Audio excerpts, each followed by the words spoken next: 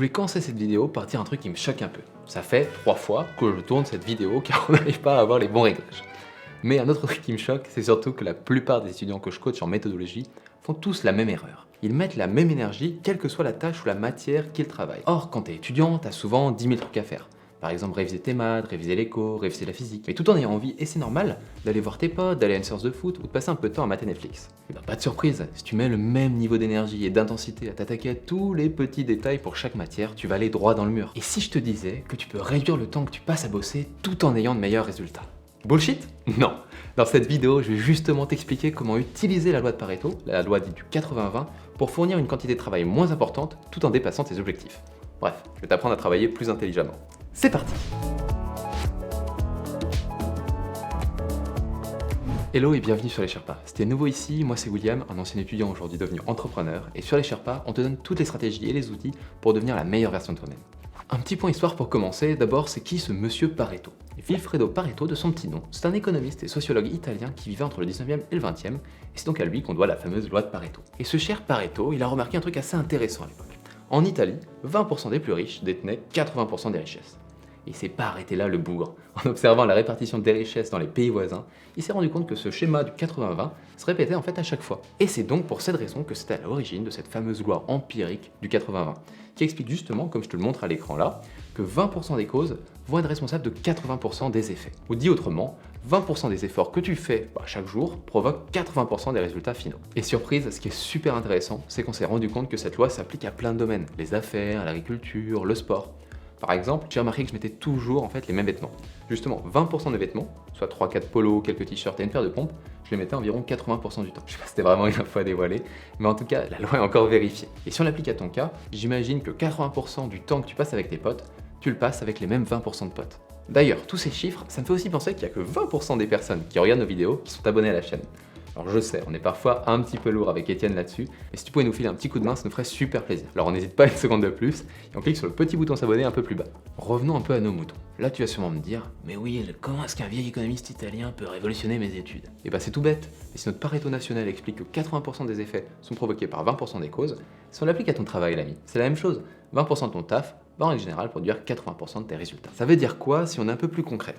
Ça veut dire que 20% de ton cours peut déjà te permettre d'assimiler 80% des notions à connaître, sous réserve que tu saches quoi réviser. Mais t'inquiète, on va voir ça en détail dans l'étape 3. L'idée ici, et c'est vraiment capital, et donc j'insiste, et je veux que ça soit imprimé dans ton cerveau, c'est qu'en mettant toute ton énergie sur seulement 20% des tâches à haute valeur ajoutée, tu peux être bien plus productif et efficace qu'en ayant traité chaque tâche de la même manière, tout le temps de la même façon. Donc vraiment, enlève de ta tête l'idée reçue qu'il faut tout réviser pour cartonner un examen. Car oui, ça s'appelle être perfectionniste, et nous on préfère que tu sois réaliste. Bah oui, parce que tout ce que tu auras appris sera pas évalué à l'examen, et encore heureux, sinon t'imagines le temps que ça te prendrait. Dans la majorité des cas, les infos très importantes constituent à elles seules environ 20% de ton cours, en respect avec la fameuse loi de Pareto. Et avec ces 20% d'infos, si t'es un peu malin, si t'as compris l'esprit du chapitre, les grands enjeux, les grandes problématiques, et que tu sais y répondre, et bah c'est là que tu vas cartonner. Vraiment, ne sois pas tenté d'apprendre ton cours par cœur à la virgule près, et encore moins si t'as absolument rien compris. Ça va prendre beaucoup de temps et ça sera pas très efficace. Quand t'apprends finalement, concentre vraiment tes efforts sur la compréhension.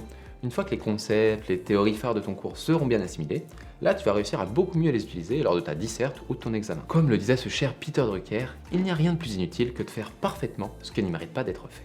Et moi, crois-moi, j'en ai fait des choses inutiles avant de connaître cette loi. Comme par exemple, j'avais appris, je me souviens, un chapitre entier d'économie sur la comptabilité nationale. C'était ennuyeux au possible, et surtout, je l'ai jamais réutilisé pour mes examens. Avec la loi de Pareto, tu vas plus simplement faire de l'apprentissage par cœur, mais tu vas utiliser ton esprit critique pour à la fois prioriser ce que tu apprends, tout en sachant l'utiliser derrière. Bien sûr, je préfère préciser, je veux pas que tu deviennes un petit robot qui fait toujours que 20% des efforts. Donc si tu kiffes une matière, par exemple le français, et si ça ne perturbe pas le reste de ton travail et ton organisation, bah fais-toi plaisir, passe du temps dessus. Mais si jamais t'es dans le dur, que t'es à la bourre, que t'es stressé, et bah là, pense plutôt à Pareto. Maintenant, on va aller un peu plus loin et t'apprendre à déterminer ce qui est le plus important, les fameux 20% au sein d'un cours, mais aussi comment faire le choix judicieux des matières à réviser lors d'un concours ou d'un examen. Déjà, pour les matières à réviser, elles n'ont évidemment pas toute la même importance. Typiquement, c'est une matière qui est coef 8 et l'autre qui est coef 4 pour ton examen. T'as plutôt intérêt à mettre le paquet sur celle qui est coef 8. Mais c'est pas aussi simple que ça en a l'air, et dans la vidéo qui se trouve juste ici, je t'explique justement comment faire un planning de révision et choisir les matières en fonction d'un triptyque dont on parle tout le temps chez les Sherpas. Je te spoile pas et je te laisse regarder si t'as envie d'aller un peu plus loin. Concernant le choix des infos au sein d'un cours, le meilleur conseil que je puisse te donner, c'est d'être attentif en cours. Ça paye pas de mine, mais si ton prof aborde un thème de manière approfondie, ou s'il insiste en disant que ça sera à l'examen, c'est très sûrement un point qu'il faut que tu classes dans tes 20%. Ensuite, n'oublie pas que certaines tâches ont un impact direct sur la note que tu vas avoir. Par exemple, imaginons que tu as un examen d'histoire dans une semaine et que tu sais pas trop par où commencer, t'es un peu perdu. Commence par te concentrer sur les dates et les événements clés, sur les personnalités emblématiques de la période, ou encore sur les raisons principales du conflit. Tout ça, ça va te permettre de couvrir à peu près 20% de ton cours. Et jusque-là, si on est bien d'accord, c'est vraiment le minimum syndical à connaître. D'ailleurs, j'y pense, pour appuyer ta synthétisation, ça aide beaucoup d'étudiants à utiliser des supports visuels, car ça va faire travailler ta mémoire visuelle et permettre à ton cerveau de mieux rechercher les infos et les renseignements. Tu peux par exemple utiliser des mind maps, des diagrammes, des frises chronologiques, des fiches, et même penser à de l'italique, à surligner, à mettre des notes en bas de page. T'as l'embarras du choix, tant que tu mets bien en valeur finalement les éléments de façon visuelle. Plus tard, lorsque tu auras couvert cette synthétisation préalable, tu pourras alors passer aux 80% restants et peaufiner le tout en t'intéressant à des événements secondaires, à des conséquences indirectes de ces événements ou de ces conflits, voire même à lire d'autres livres ou d'autres analyses du chapitre en cours.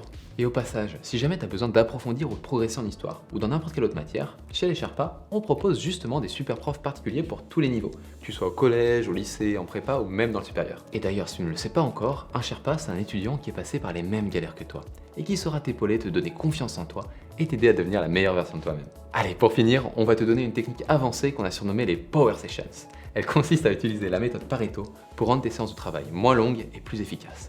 Le saint graal de tout étudiant quoi. Suis-moi bien sur ce cas. Si tu avais l'habitude de travailler pendant 4 heures d'affilée, tu vas désormais te forcer à travailler juste 20% de ce temps, c'est-à-dire 40 minutes au lieu de 4 heures, en te focalisant sur l'essentiel. C'est vraiment ça le principe des Power Sessions, t'essayes de mémoriser le max d'infos essentielles en très peu de temps. L'idée c'est vraiment pas de te concentrer sur l'objectif perfection, mais sur ce que tu dois savoir pour réussir à ton examen. C'est pas facile au début, mais si tu le fais de façon régulière, petit à petit, tu vas être capable de mettre plus d'intensité dans tes séances de révision, tout en étant plus malin sur le choix des infos à retenir. Bref, tu vas voir, ça va être que du bonheur, une vraie promenade de plaisir, un délice de révision. Je m'emballe sûrement un peu là. Si tu en ressens le besoin ou l'envie, une fois les 48 premières minutes passées à travailler l'essentiel, tu peux décider de travailler 48 minutes complémentaires et cette fois-ci aborder des thématiques connexes ou secondaires. Ou si c'est suffisant, que tu as bien compris en étant efficace et que ça te passionne pas forcément, c'est le moment de profiter de ce temps libre pour aller geeker ou voir tes potes.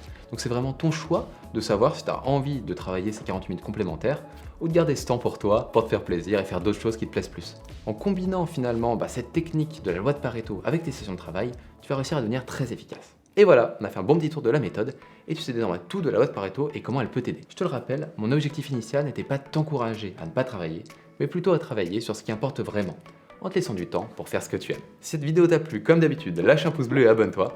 Et n'hésite pas à nous dire en commentaire si la méthode Pareto a porté ses fruits. On sera ravis de te lire et de te répondre. Et nous, on se retrouve très bientôt pour une prochaine vidéo. Ciao, ciao!